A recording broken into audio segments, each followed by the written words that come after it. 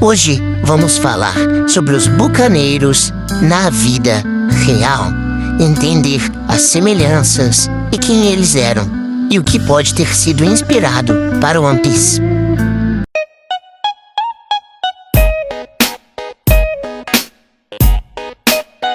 Fala, meus brasas de todo o Brasil, como é que vai essa força?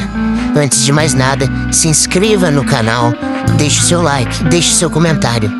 Bom, os bucaneiros, assim como os bucaneiros em One Piece, também são expulsos e perseguidos. Eles, por sua vez, são expulsos e perseguidos do território espanhol e vivem como caçadores e assaltantes.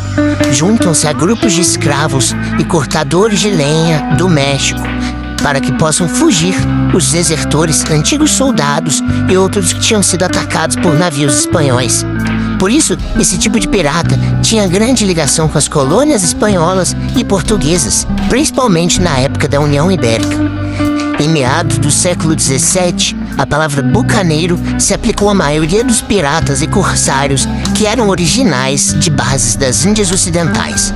Os bucaneiros eram piratas que durante os séculos XVI e XVII pilhavam principalmente o comércio espanhol com suas colônias americanas. Os primeiros quartéis militares bucaneiros foram na ilha de Tortuga, 7 quilômetros a noroeste da Hispaniola.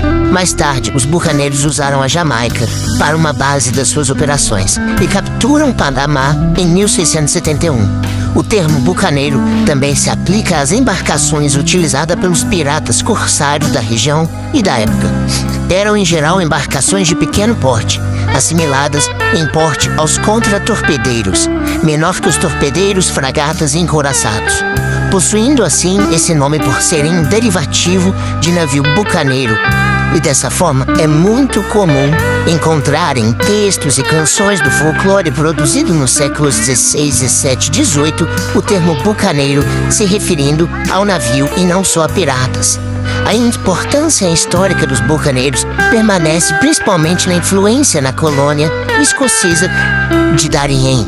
Os bucaneiros foram bastante inspirados pelos marinheiros no século XVI, assim como uma famosa figura chamada Francis Drake, mas eles eram distinguidos por serem corsários e assim defenderem os seus fortes. Eles também se distinguiam dos piratas fora da lei do século XVIII. Contudo, por vezes muitos dos ataques bucaneiros eram considerados piráticos. Os primeiros bucaneiros registrados foram o francês Lonais ou o holandês que viveu no Brasil, o Rock brasileiro. Se quiserem, eu posso trazer sobre esses personagens para vocês e aprofundar um pouco mais sobre essa história. Com o aparecimento de Henry Morgan, eles começaram por organizar poderosos grupos para conquistarem Porto Belo em 1668 e o Panamá em 1671. Dessa forma, como o Tratado de Madrid tinha sido celebrado recentemente em 1670, marca divisões territoriais entre Inglaterra e Espanha. Assim, a conquista do Panamá não foi obviamente bem aceita pelas nações. Morgan foi preso e levado para a Inglaterra. Porém, com esses acontecimentos, surgiram novos problemas com a Espanha. E dessa forma, foi enviado para o governador da Jamaica alguns cavaleiros. Ele e outros governadores tentaram acabar com a prática bucaneira, uma tarefa quase que impossível sem uma vigilância marítima adequada. Assim, a última grande iniciativa bucaneira foi um ataque fracassado ao Panamá em 1685, com um exército de 3.000 homens comandados por Edward Davis, John Eaton, Charles Swan e entre outros. Com a revolta da Guerra da Grande Aliança, em 1689, estes piratas autônomos tornaram-se corsários legais ao serviço das respectivas nações, chegando assim ao fim da prática bucaneira.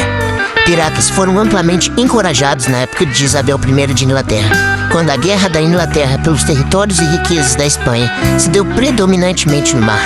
Um dos mais conhecidos piratas foi o traficante de escravos Sir Francis Drake, que fez a segunda viagem de circunnavegação, 60 anos após a viagem de Magalhães Elcano, perseguindo navios espanhóis, durante o qual saqueou a frota espanhola, que não esperava encontrar navios ingleses no Pacífico, e supostamente deixou homens em uma nova colônia na Califórnia espanhola, e realizou estes atos sem que a Inglaterra estivesse oficialmente em guerra com a Espanha. Francis Drake e John Hawkins se contrapõem ao estilo de vida dos primeiros caçadores, que ficaram conhecidos como bucaneiros, pois eram instrumentos do Estado e muito bem financiados por comerciantes e pela coroa. Eventualmente, utilizando navios e armamentos que a própria rainha mandara construir. Entre os séculos XVII e as primeiras décadas do século XVIII, a pirataria atingiu seu ponto máximo.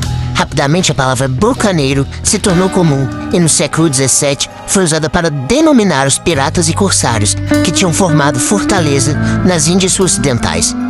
Já os bucaneiros, do termo francês boucan, que designava a grelha com a qual defumavam carne, é a forma como eram chamados os piratas franceses que aportaram na ilha de Hispaniola, atual Haiti, por volta de 1600. Esses piratas se apossaram dessa colônia espanhola e criaram suas próprias regras e lei. Por ser uma terra sem lei, acabou atraindo ex-presidiários, escravos, fugitivos e perseguidos da Inquisição Católica.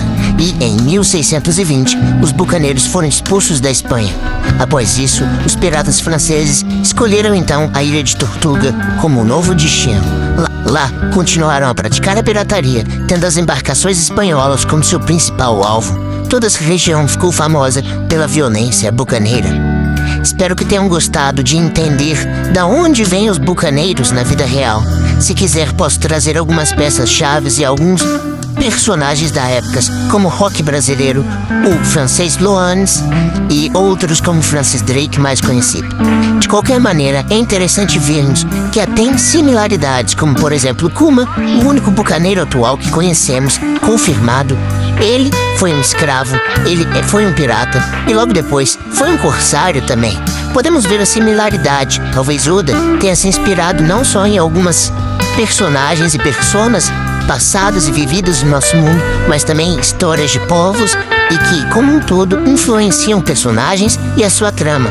Como, por exemplo, no começo foi dito que, durante a perseguição do território espanhol, viviam caçadores e assaltantes, juntos de grupos de escravos e cortadores de lenha. Dessa forma, podemos pensar que muitos escravos em One Piece fugiram e viveram e se viram pela pirataria como o único meio de salvação. Kuma, por sua vez, é um homem bom.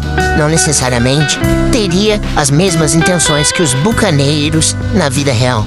Mas uma coisa que podemos tirar dessa história é que os piratas, em época da pirataria, demonstram uma busca por poder, por liberdade e por novas histórias. E isso podemos assemelhar de forma muito parelha com a história de One Piece, que por mais que a vida real possa às vezes parecer dura, todos nós, no nosso íntimo, procuramos a paz, a liberdade e a nossa própria capacidade de viver feliz. Agradeço a atenção de todos e fiquem ligados para mais histórias.